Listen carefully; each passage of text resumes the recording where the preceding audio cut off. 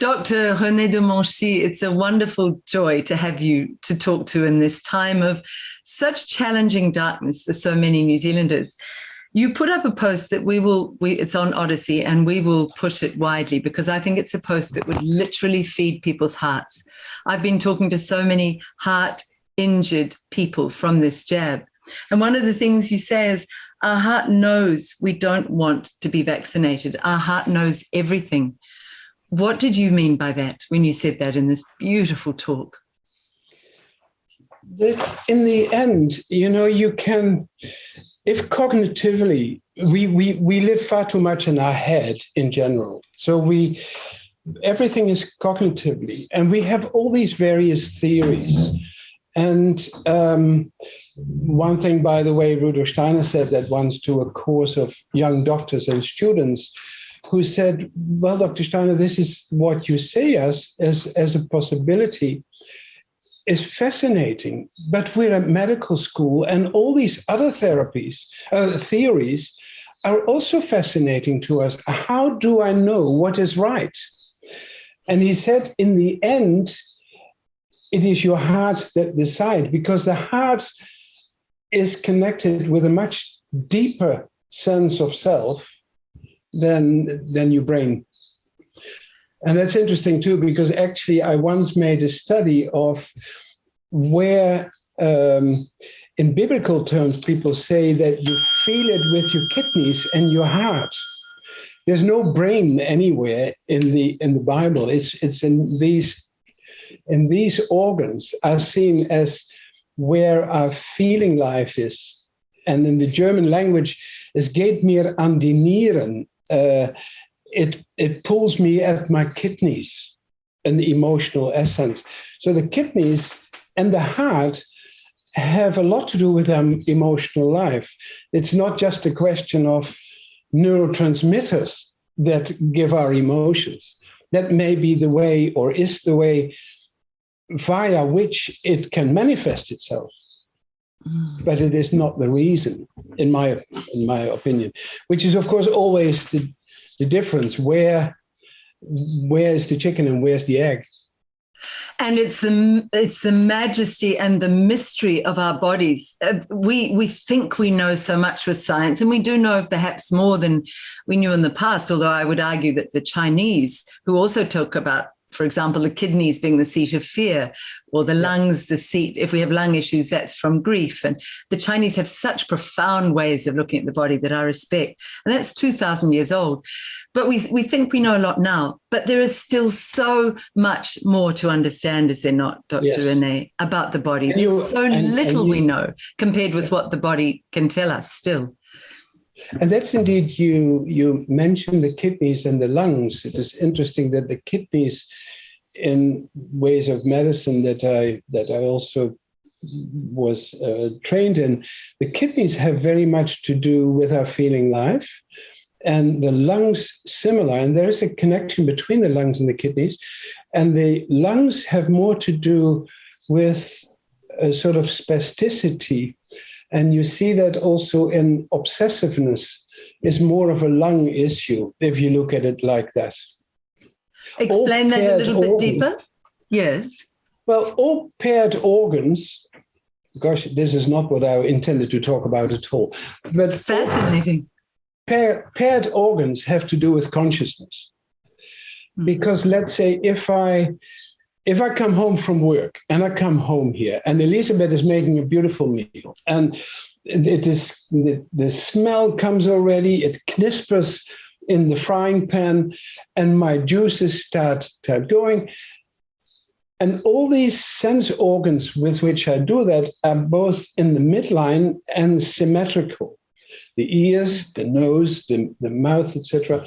And then I start to taste, and I can taste until about here. And then it goes off the midline into the stomach, etc., and it goes into the whole digestive system. And I become aware of it again when in my rectum. And that is again in the midline. And then you have these paired organs that have to do with the sense perception And you see that in the thyroid, for instance, as well. That is an organ that in most languages, it's called the shielding gland between the outside and the inner world. So if it is overactive, you see people like a deer in the bush. And what are the symptoms of hyperthyroidism? A rapid heartbeat, an exophthalmos, and clamminess and nervousness, all of those sort of things. So the physical body as the instrument for the soul, and the soul as the instrument, the carrier of the spirit. And that spirit is that deeper sense of I that is connected with the I am, or the universe, or the cosmos, whatever.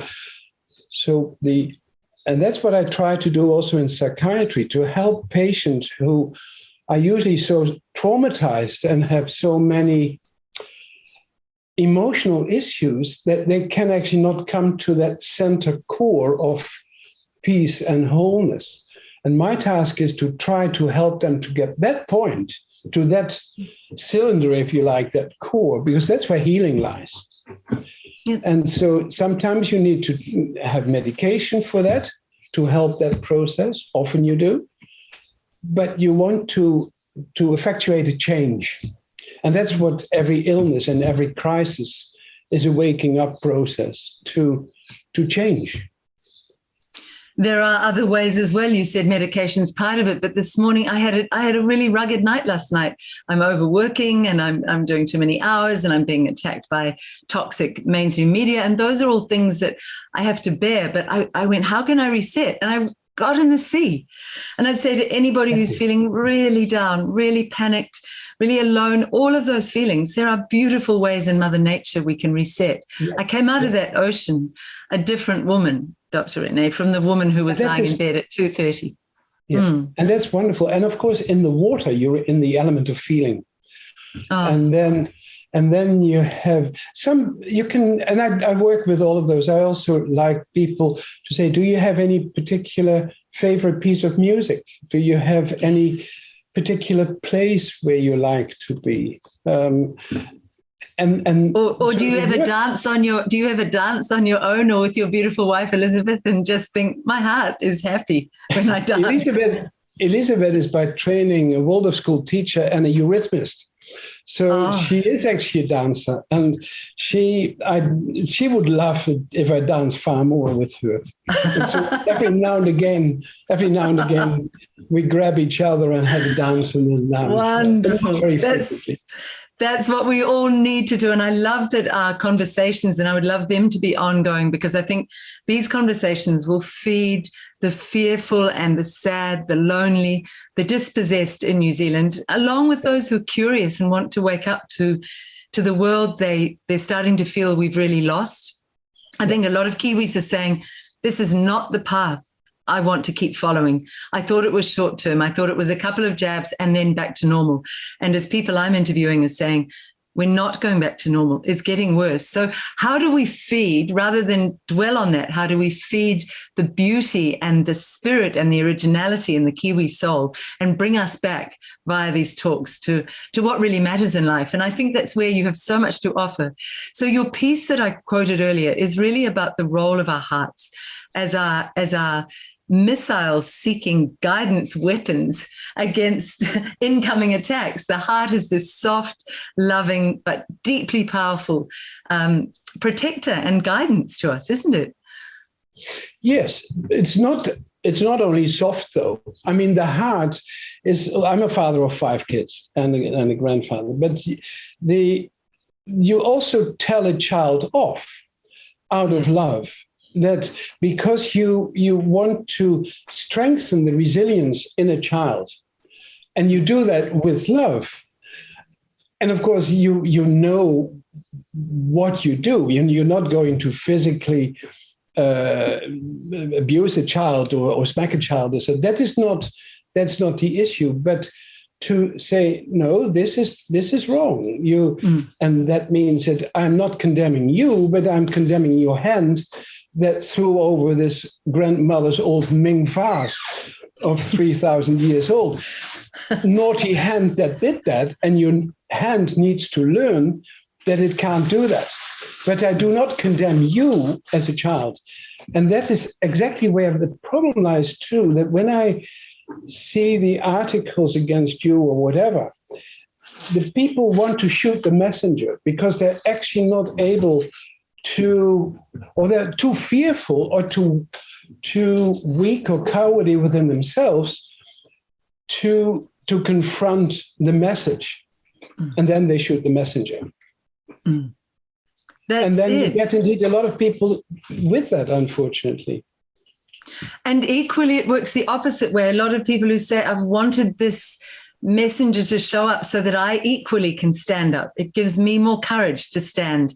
And one by one, we're like flames lighting each other up and being brave. Exactly. So we get the cowards and we get the increasingly brave ones. And that's how I think this will be managed towards a better New Zealand. But at the moment, Dr. René, we have many Kiwis who are feeling very sad. You don't call me Dr. René. I think René would be much better. Lovely. René, there are many Kiwis who are very violated, actually, who feel violated, who feel lied to. And there is a terrible time when one comes out of an abusive relationship. I think that's where I want to take this. I've been in an abusive relationship. And when I was in it, for a long time, I didn't really realize how deeply I was in it. And then when I started to wake up to it, there's a period I wanted to deny that. And then I was willing to finally find the courage to face it. So in a way, we're in that kind of relationship with our government at the moment, I think. What do you think about that? I think that's true. And it's interesting that since not working at the DHB and working in this NZ, the DSOS, you actually find a whole new family, a whole new community that is actually not ruled by fear and is wanting to be creatively building a new society.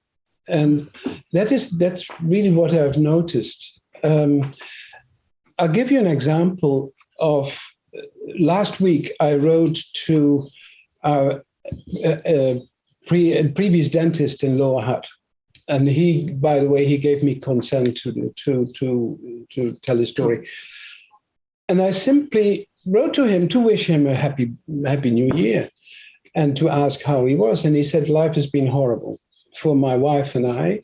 I had written an exemption for him. He's a solo dentist. But of course, that exemption was nothing. So he had felt coerced to take the jab.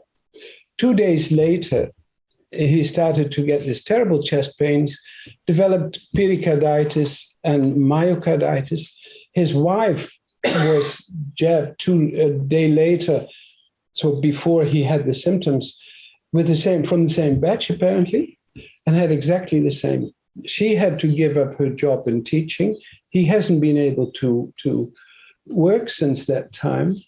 And it was denied that there was any association with the vaccination, although later he saw in private a cardiologist, and he said, well, by exclusion, it is probably vaccine related, this myocarditis. But they did not want to write a CALM report, nor an exemption for the second one, which is due this week. Then a GP who finally wrote an exemption, had not been all that helpful, but wrote an exemption, and then that was denied by the Ministry of Health. So these are wonderful people who really believe that they want to believe in the goodness of this country. We all do. Absolutely. And it is as if when you talked about fear, it is like a fluidum that goes over the whole world. And that infects, as it was, almost like a being that we feed by more fear. Similarly, courage, which really has to do with being in tune with that inner self, and the heart plays a role in that, is also infectious, if you like, is also spreading, is also a being. So if I connect myself with the sense of freedom and the sense of courage, that spreads. I said it yesterday to Alana when we were talking. We think the heartbeat, I can hear that with my stethoscope when I put it on the chest. But of course, that heartbeat of mine, that individual heartbeat, goes to infinity. And so does yours. And so is your breathing. So we are literally all in this together. But we do influence each other directly and indirectly in so many ways. So if you bring in the fear, and just reading this morning, simply the headline of the New Zealand Herald, here is today's New Zealand Herald, and I've only seen the heading. Government plan to combat Omicron. Fears variant could hit New Zealand harder than other countries. So everything is continuously, and what we know about this Omicron everywhere in the research and in South Africa, wherever, it is more infectious, less serious. So, yeah, it doesn't make any sense. The way the media now is clearly tied in with the horrors that are being perpetrated across New Zealand. It really is implicated. It's not even trying to do the investigation into. They only have to look across the Tasman at Australia, where friends are telling me Omicron is nothing to worry about. Friends have had it for 2 days, maybe, if it's a bad one, and it's not bad. And then one friend said he got up out of bed and he felt better than he'd felt for weeks, because it seems to have a very fast recovery, an almost exponential recovery. So none of this is being told. That is just to finish. That is exactly what going through an illness, and in all languages you get better. You don't go back to where you were. You go a step higher through an illness, and fevers often have a place in there. That's a really fascinating one. When my children were little, a GP, a very wise one in Lower Hutt, said, I think that these childhood illnesses march alongside childhood development. They're like a chance. It's like going to the gym and giving your muscles a workout, and the muscles get stronger, as if children batting off illnesses become very strong, much, much healthier adults than being protected from everything. Is that where you're coming from there, René?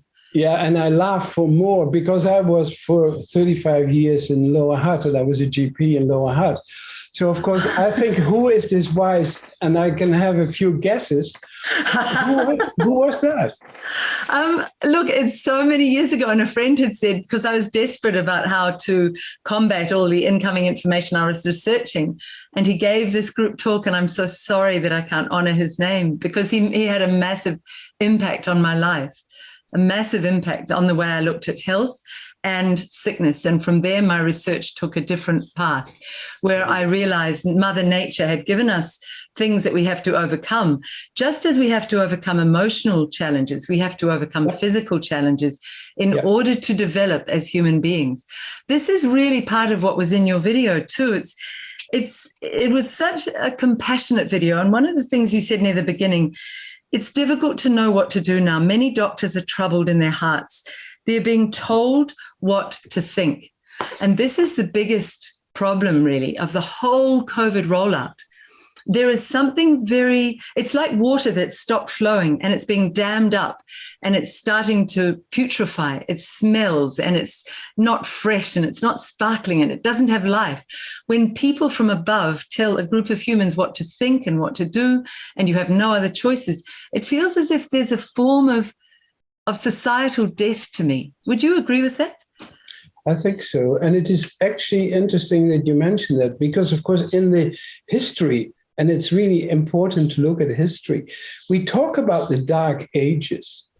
For one reason, for instance, they had several reasons, but you had the Inquisition, etc. You were forced to think a certain way. And if not, you were punished, or you were put to death or whatever. And interestingly enough, that had also to do with, gosh, we could talk a long time about that, but the fact that people were seen as not being able to be in tune with the spirit. If they were, they must be bewitched and they must be burned on the stake. That was the reason why Jeanne d'Arc was burned on the stake, Joan of Arc, because she said, but I hear this voice. I know this, not a schizophrenic sense, but and so that is that part. So being told what to think is a step further than to be told what to do or what to feel, but all these parts are of the same thing. What do you think that voice is that we many of us say, many of the ones who are awake say, I just know, I hear this voice and I know that it's the truth. I can really relate to that. I know it is the truth. And I will speak it out fearlessly. And when a woman in particular, René, speaks it out fearlessly, what is the trope? What is the cliche? She's told she's mad. She's crazy. It's always been thus. Back to the burning of women at the stake. They're not allowed to speak with their passion and their freedom and their knowledge because that's mad. But it's often from this beautiful, I say feminine wisdom, but men have it too. And more men are waking up to it. It's the intuition. Yeah. Intuition means really being in tune with your inner self. Of course, the exciting bit as a psychiatrist is that I'm often faced with it, with people who hear voices or have IDs that are actually part of a mental illness. And you see that if it is an increased awareness in people, increased consciousness that they live with, their life improves. They're usually able to be better in social context, better to look after themselves. Their house is more in order. They can have a job and function better. If it is part of a psychiatric illness or a delusional illness, then the opposite takes place. They are overwhelmed by these voices to tell them to do all sorts of things, and their life becomes more in disarray, less able to have control over it. And that's a whole different thing, but that's the whole filter theory of the brain has a function as a filter and to bring to consciousness. In some mental illnesses, drug intoxications, etc., that filter is no longer there. And they come, all these sensations, auditory, visual, tactile, they come with the same intensity into us. And we can't cope with that. So then you really talk about a mental illness where you need to help to restore, as long as possible, this function of increased consciousness.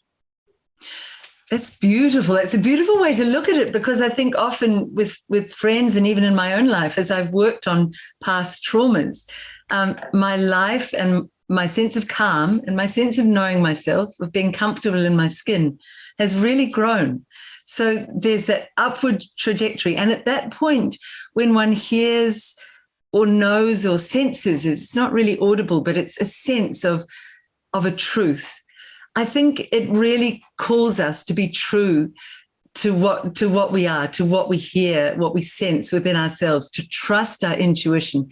And this seems to be something that goes so totally counter to the COVID governmental bullying narrative, where they're treating us as if we don't know anything and we must be told everything, a little bit like the dark ages that you said. Yeah. But it is, of course, also quite independent of COVID. This is what happens.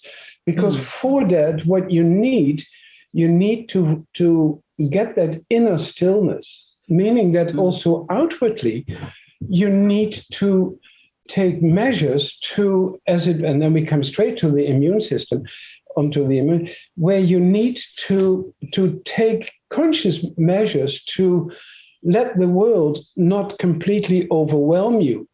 And the whole modern world does overwhelm in all its sensations, in all its noise, in all its things. So unless we build in really times and spaces of, like a dolphin swimming this morning, that is an active deed to counter all that is coming in, both from inside and outside. And the whole thing about this is to get that control in order to be who you really are. And then you can, out of free will, you connect with other people, or you don't connect with other people, or you do this, or you don't do this. But it is not by either because you need to please, or that you say, I don't want to have anything to do with this bloody guy, or whatever, but that you have this inner freedom. And that makes society to a higher level of functioning. That's absolutely and that beautiful. brings me right on to that we still live in institutions of the 19th century. Political parties, labor units or whatever, even parliament in opposition and government, all of that is a duality rather than a triality, if you like, of the path in between, that we say, well, this I agree with, that I don't agree with. But if I'm told from a political party or a trade union that I need to think this or vote like that, that is no longer, that was right in the 19th century. There was a place for that, especially with the social circumstances at that time. But that time is past. We are in a new paradigm. We are in a time that a medical council cannot proscribe what I am to believe or not to believe, or say or not to say. Yes.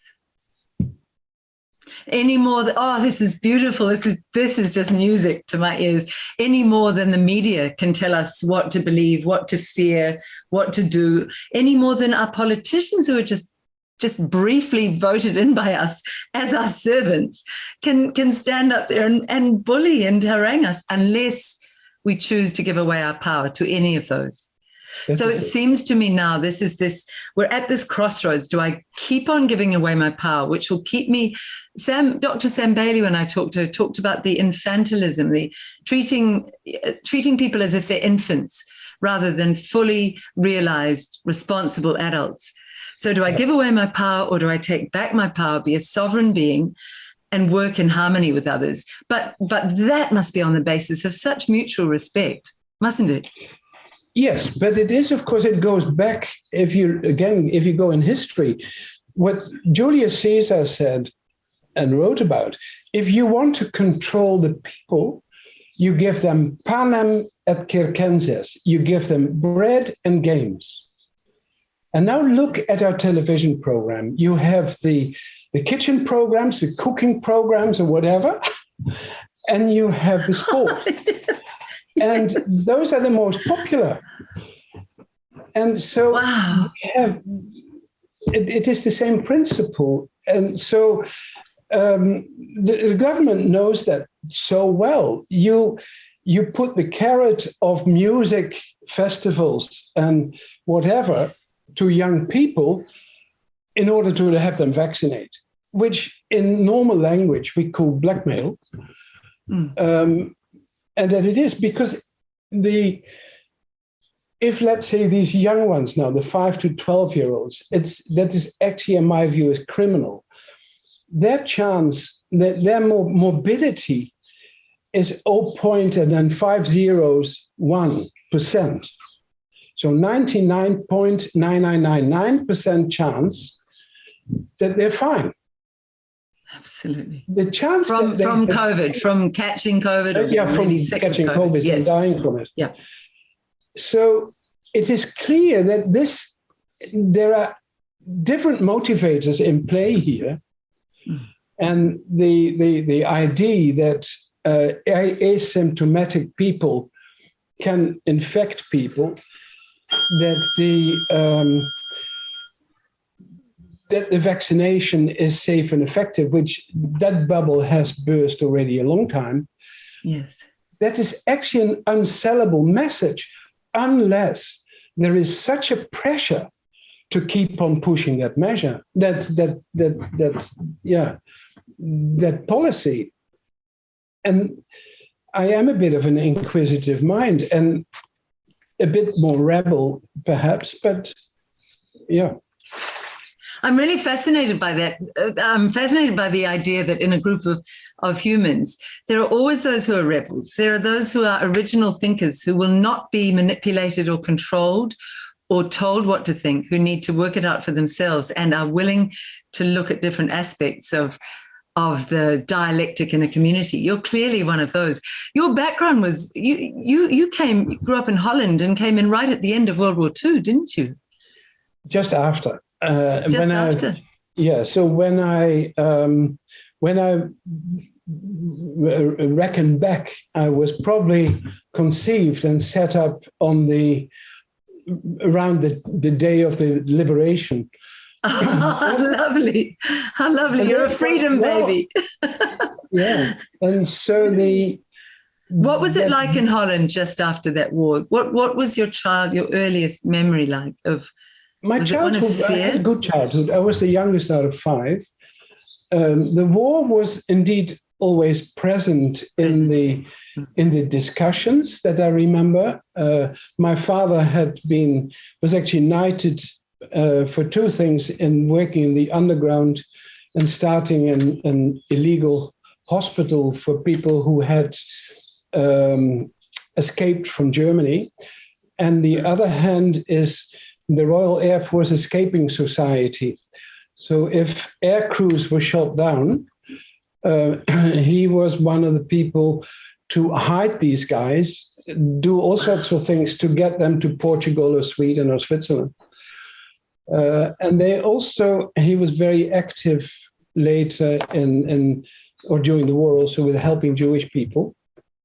And this was very interesting, he had a policeman who you didn't know which police to trust. And my father was one of the few people who had a telephone.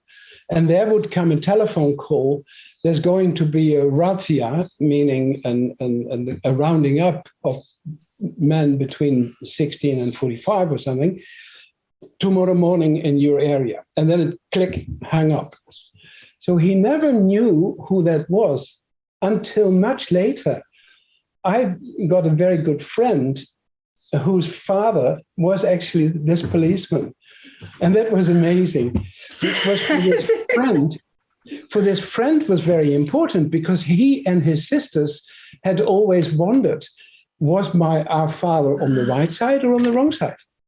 So all these sort of things. We had the house next door was bombed. Over the road or a few houses further, there was a bomb crater.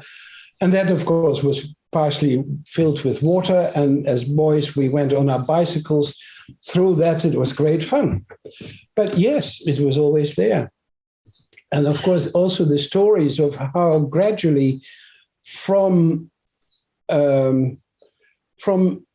being reasonable, the Germans became eventually to more and more measures and stop it. Which I might... do you mind if I give you a little story? No, I love it. I love these stories. Okay. There was a René De Monchy, there's an old uncle of mine, or how do you call that? An uncle twice removed or something. He was the burgomaster, the mayor of The Hague. And The Hague was the residence where the royal family lived and the government seat of Holland. Now, the Queen had gone to England and was spoke every day on the BBC and the Radio Orange to talk to the Dutch people to help them. The parliament had gone, was dissolved, all of that. And The Hague was a very important part. And the first thing that happened then is the opening of the city council year. And that was then. And so my uncle, René De Monchy, he opened that and he said, we must not at no time collaborate with these guys who actually have trampled our country, but also stand, when you read Mein Kampf from Hitler, etc., if you read that, it is evil. We cannot, not that the people are evil, but that what they stand for is evil. And that no way should we collaborate. Of course, he was arrested that same day. And he was he was well treated in a camp because of they kept certain people as exchange people for Allied people or whatever, the Germans and the Allied. I had another uncle twice removed from a very different branch of the family, who was also a mayor of a small town. He'd been there a long time. People loved him. He loved his people. He was pro-German. And the Germans came and he said, well, I'll look after you and I will try to look after you, because if I don't give in, if I don't compromise, then there's going to be a Nazi mayor and then it's much worse. Of course, he was also, after 2 or 3 years, he was replaced by a Nazi party member, and all the things were just as bad. And after the war, he was in prison, etc. But what I mean to say with that, there is no right or wrong in that. Which path do you take? Both wanted to do the best for their citizens and for their country. The one by compromising, the other one by saying no. And it's the same with this COVID vaccination. People can say, well, I think for me in my circumstances, my young family, I have an enormous mortgage. For whatever reasons, and I will lose my job and whatever, I decide to have the vaccination. That's okay. That is a conscious decision. I wouldn't make it.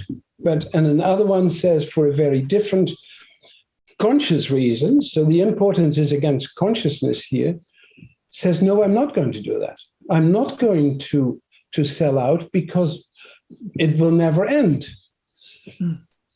Both are fine. My point is freedom. As long as we have that point of freedom, and Voltaire has said too, the freedom is so important that I might not agree with you, but I would go to my last breath and die for it to defend your right to have your opinion. And that is gone. So we really go right back in that respect to the dark ages of being told what to think. And what I still have no idea. And Matthias de Smet makes a very good point in how we come to that mass formation and people believing that. Because a lot of people are feeling insecure. I see that in my psychiatric practice. What is the meaning in my life? Who am I? What is right? What is wrong? What is good? What is not good? And how do I sit in this complicated world where everything is coming to me?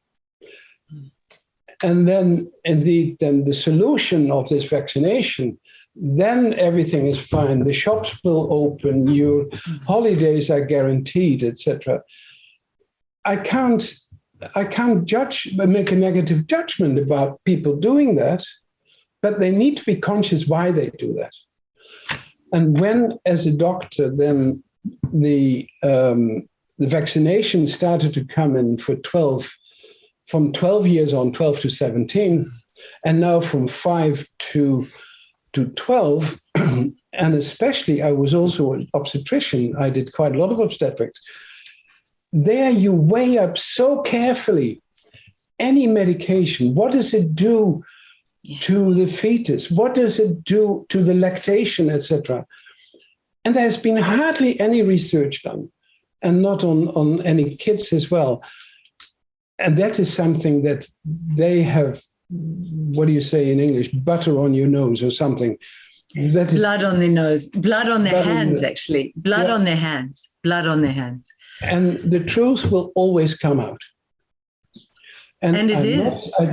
And I don't want any revenge or anything at all. I simply want people to think in responsibility and compassion for their fellow human beings, but feel free, not compelled to make a decision. Yeah. The essence of this, is beautifully said, René. The essence of this is a fight for our freedom of choice. Another beautiful saying from Voltaire is, man is born free, and everywhere he is in chains. And we only allow ourselves to be enchained if we give permission to others to chain us up. But I don't give permission to another human to chain me up, and you don't. And we can all do that. We can all say, I don't give you permission to chain me up. I'll make my own choices. But I can only be victimized if I let myself be victimized. That gets back very much to that adult responsibility. I am responsible. I can allow others to treat me as a child and tell me what to do, but I'm allowing it. Or I can say, I'm an adult. I do not allow you to do that to me. What were you going to say, René? And so many people have become victims due to abusive circumstances, and yes, that's rife in the world. And so my task is not simply to suppress the symptoms of that anxiety or that whatever, but to try to help the patient to integrate and overcome, and to find that inner freedom that whatever the outward circumstances or whatever that trauma was, I have grown above that. I have integrated that. That is my task as a healer. That is the spirit of healing. That is not a question of just prescribing antidepressant or anti-anxiety or antipsychotic medication. That can help temporarily, yes, but that's not the task. That's not the mission with which I did medicine. I would almost argue that one could say that's the task that we come here on this earth to do. We don't really come here to be a doctor or a lawyer or a street sweeper or any job. That all those jobs matter and they help society function. But what is our greatest soul purpose? Is it not to come here and grow as beings into the finest part of ourselves? And there's a gorgeous saying that I was thinking of last night when I was having a rough night. I thought a friend said years ago, the brightest diamond has to be tossed with the roughest stones to find its brilliance. And that really is something that this earth is a sort of cesspit of suffering for many. But if those who are suffering can remember, your suffering will find within you your character and your shine and your brilliance. And when we die, to die knowing, I used all those experiences to grow as a human. I didn't make myself smaller. I suppose that's the Renaissance that comes after the Dark Ages. We go through internal darkness and we shine brighter from those challenges. It really does all tie in together. Who said that most beautifully, I think, was the famous German poet and scientist and the writer of Faust. He knew a lot about human existence, and he said, the essence is to become who I am. Yes. And that means there is growth, there is light, and that is what life is about. And we are all here, and we meet people on the way to help the other one in that process. Mm. That's so beautiful. Before we went to air, you quoted these words that are reputed to be Mandela in his speech after he was out of prison. He says, our deepest fear is not that we're inadequate. Our deepest fear is that we're powerful beyond measure. It is our light, not our darkness, that most frightens us. We ask ourselves, who am I to be brilliant, gorgeous, talented, fabulous? Actually, who are you not to be? You are a child of God. Your playing small does not serve the world. There's nothing enlightened about shrinking so that other people won't feel insecure around you. We are born to make manifest the glory of God that is within us. It's not just in some of us, it's in every one. And as we let our own light shine, we unconsciously give other people permission to do the same. As we are liberated from our own fear, our presence automatically liberates others. I think it's written originally by Marianne Williamson, who who made a run for the American presidency, but it was always attributed to Mandela. But it is such a fine piece, isn't it? It's about finding within this darkness at the moment, René, some place of courage where the bullies cannot get to us. It's your father in World War II. What a man. What a courageous man. And so many people.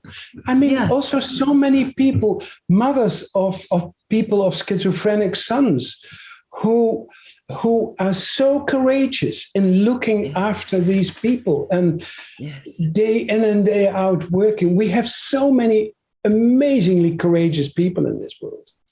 Yes. And in this say of becoming who you are, I can symbolize that.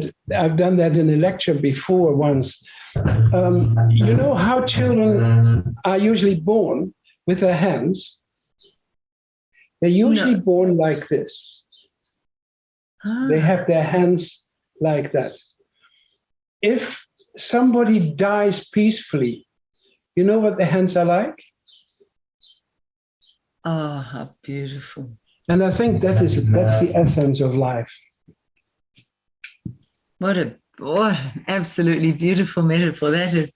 I've loved the way you've woven in the dark ages with what is going on with COVID, because I've often felt that it's as if we're in a very stultified world and this is a dark time, but from the darkness came the Renaissance. Do you want to talk a little bit about that? You're obviously steeped in history, and I love the Renaissance. We say a Renaissance man or a Renaissance woman, they have a very open mind. They are not dogmatic. They're certainly not bullying other people with closed ideas. You must believe what I believe. The Renaissance is the very opposite. I mean, in French, it's renaissance, it's rebirth, isn't it? It's being born again. New Zealand can be reborn again, but what does the Renaissance symbolize to you, and what could it be in New Zealand, René? When I look at the Middle Ages and when I look at Renaissance, they both are excessive in some ways. So I see in the Middle Ages, it was memento mori. Men think about when you die, the afterlife. That actually was encapsulating life. And that's not entirely wrong, because when I worked in Africa, I didn't need to talk about death or illness. I had to learn the Shona language, and I was for 4 years, I was for a while the only doctor there, the only white man too. Death and illness are part of life.